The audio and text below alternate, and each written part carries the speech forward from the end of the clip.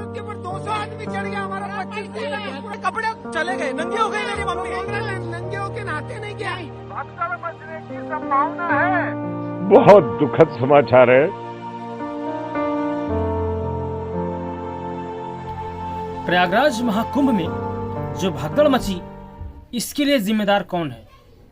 भगदड़ में कितने लोग मारे गए हैं, कितने लोगों की मृत्यु हुई है, कितने लोग घायल हैं? आखिर उत्तर प्रदेश शासन, प्रयागराज मेला अथॉरिटी ये सब जानकारियां सार्वजनिक क्यों नहीं कर रहा है?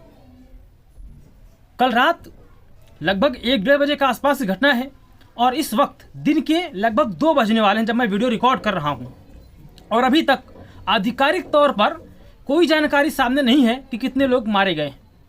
मीडिया रिपोर्ट्स जो चैनलों पर चलते हुए मैंने देखा है, कई चैनलों पर खबर चली है, कई वेबसाइट्स, कई अखबारों की वेबसाइट्स ने खबर को छापा है, ट्वीट किया है।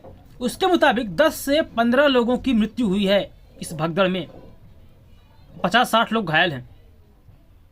लेकिन सरकार कुछ नहीं बोल रही है, सरकार चुपचाप है।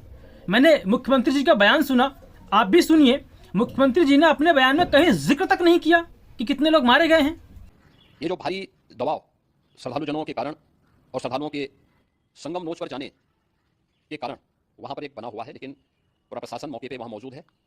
रात्रि को 1 से 2 बजे के बीच में अखाड़ा मार्ग पर, जहाँ पे अखाड़ों के अमृत स्नान के दृश्य बैरिकेड्स भी किए गए थे, तो बैरिकेड्स को फाँद करके आने में कुछ श्रद्धालु गंभीर रूप से घायल हुए हैं। उन्हें तत्काल हॉस्पिटल में पहुँचा करके उपचार आदि की व्यवस्था उनके लिए की गई है। उनमें से कुछ श्रद्धालु गंभीर रूप से घायल हैं। लगातार प्रशासन स्थानीय स्तर पर श्रद्धालुओं की सकुशल स्नान कराने के इससे रात्रि को कल सायंकाल 6:30-7 बजे से ही मौनी अमावस्या का मुहूर्त प्रारंभ होने के बाद से ही लगातार लगा हुआ है। आधिकारिक तौर पर पहली बार कहीं अगर मेंशन हुआ है कि लोग मारे भी गए हैं, तो वो प्रधानमंत्री नरेंद्र मोदी के ट्वीट में मेंशन हुआ है।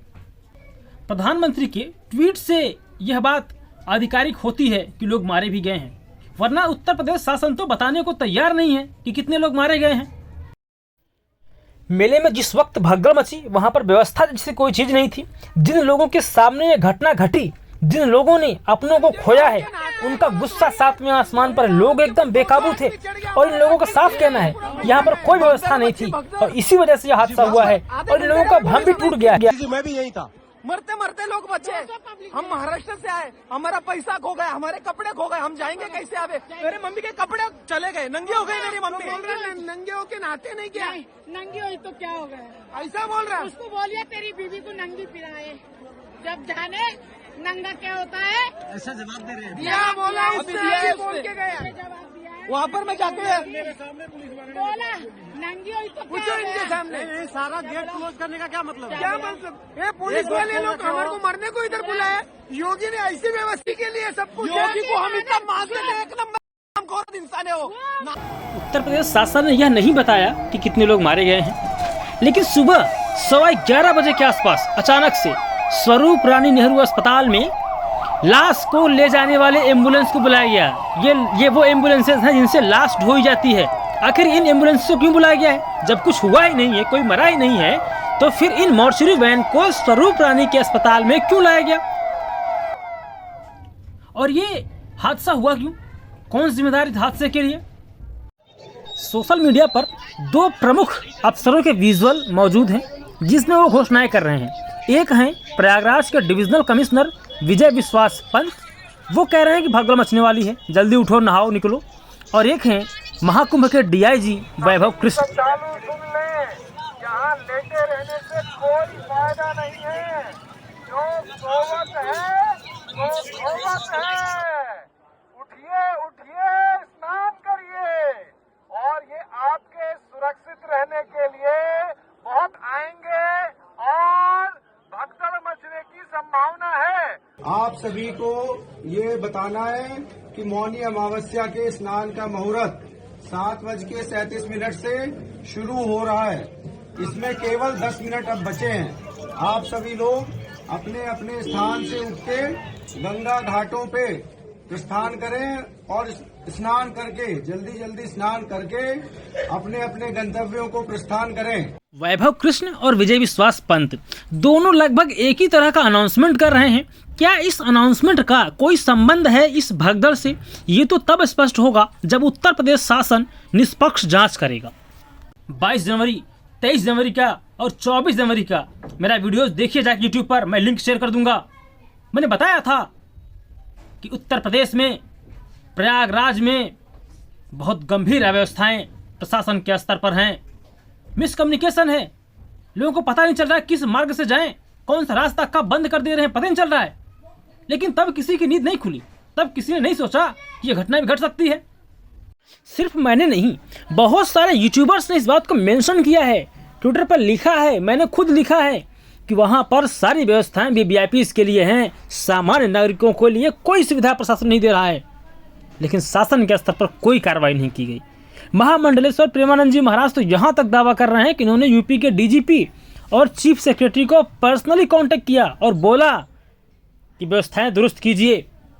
मैं उत्तर प्रदेश के चीफ सेक्रेटरी और उत्तर प्रदेश के जो डीजीपी लाइन ऑर्डर हैं, जो डीजीपी हैं, मैं इन लोगों को व्यक्तिगत हमेशा कहता रहा कि आप सेना को बुलवाइए और सेना को ये कुंभ हवाले कीजिए, क्योंकि इतनी जनता आने के बाद ये पुलिस प्रशासन के बस का काम नहीं है।